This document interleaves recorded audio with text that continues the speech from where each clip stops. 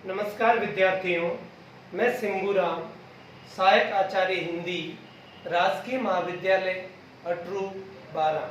प्रिय विद्यार्थियों, इस वीडियो में हम उद्धव शतक के अंतर्गत जो दार्शनिक विचार आए हैं उनका अध्ययन करेंगे।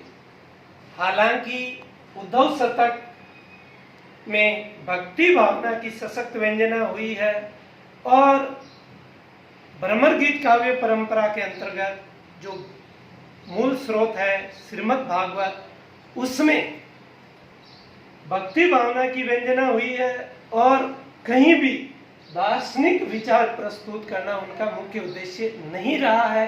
फिर भी इसमें दार्शनिकता का समावेश होता है।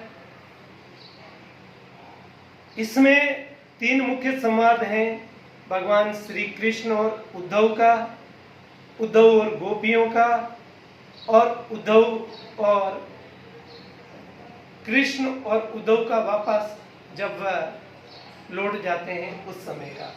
इसमें भगवान श्री कृष्ण उद्धव को जब गोपियों को ज्ञान का संदेश देने के लिए भेजते हैं और मथुरा में उद्धव और गोपियों के बीच जब संवाद होता है तो उसमें दार्शनिकता का समावेश होता है, जिसका हम अध्ययन अद्वैतवाद, योग साधना, निर्गुण ब्रह्म, मोक्ष प्राप्ति,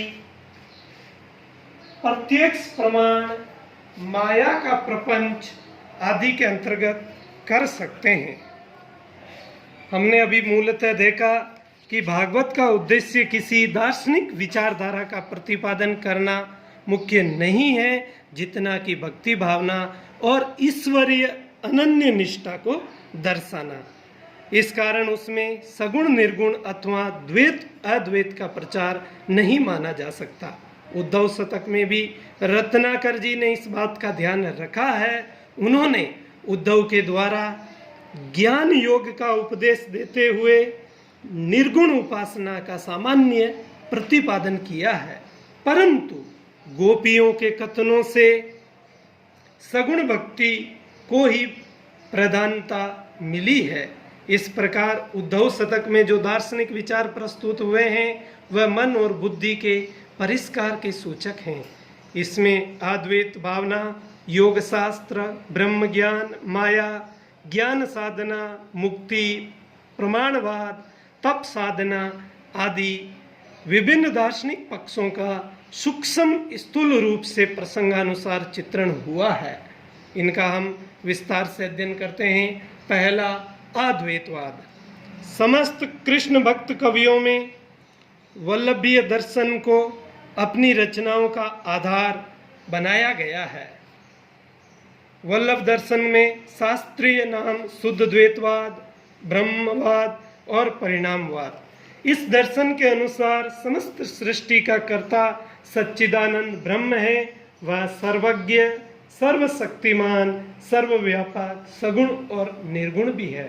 रत्नाकर ने उद्धव शतक के प्रारंभ में उद्धव द्वारा श्री कृष्ण को समझाने के लिए तथा बाद में ब्रज युवतियों को उपदेश देने के लिए इसी दार्शनिक विचार का आश्रय लिया है। दूसरा, योग साधना। अद्वैत वेदांत जिस निर्गुण ब्रह्म का प्रतिपादन करता है उसका साक्षात्कार योग दर्शन में योग साधना के द्वारा संभव बताया गया है। उद्धव भी गोपियों को ब्रह्म की प्राप्ति के लिए योग साधना अपनाने का उपदेश देते हैं और उसके प्राणायाम, ध्यान, धारणा आदि कठिन विधियों की ओर संकेत करते हैं। अगला बिंदु, निर्गुण ब्रह्म।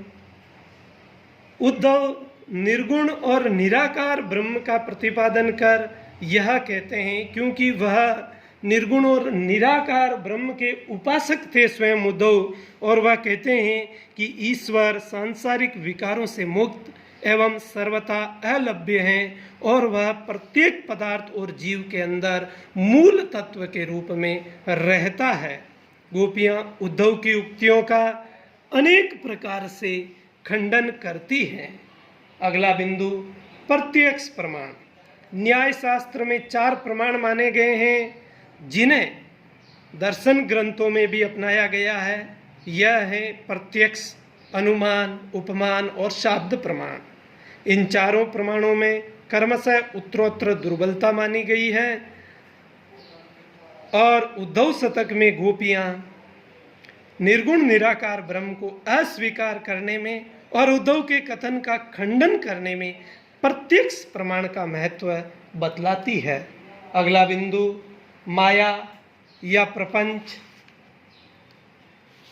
वल्लभ दर्शन के अनुसार वल्लभ सृष्टि के समस्त तत्वों में सच्चिदानंद की सत्ता का प्रतिपादन करते हैं और बतलाते हैं कि इस सृष्टि में निर्गुण में उसी की शक्ति काम करती है, वह सर्वत्र व्याप्त है, परंतु माया के प्रपंच से हम ब्रह्म को अपने से पृथक मानते हैं। उद्धव का कथन भी अद्वैत वेदांत के अनुसार है, माया के प्रपंच से ही ब्रह्म के साक्षात्कार में भेद प्रतीत होता है। इस प्रकार इन बिंदुओं के अंतर्गत उद्धव शतक में दार्शनिक विचारों को प्रतिपादित किया गया है। धन्यवाद।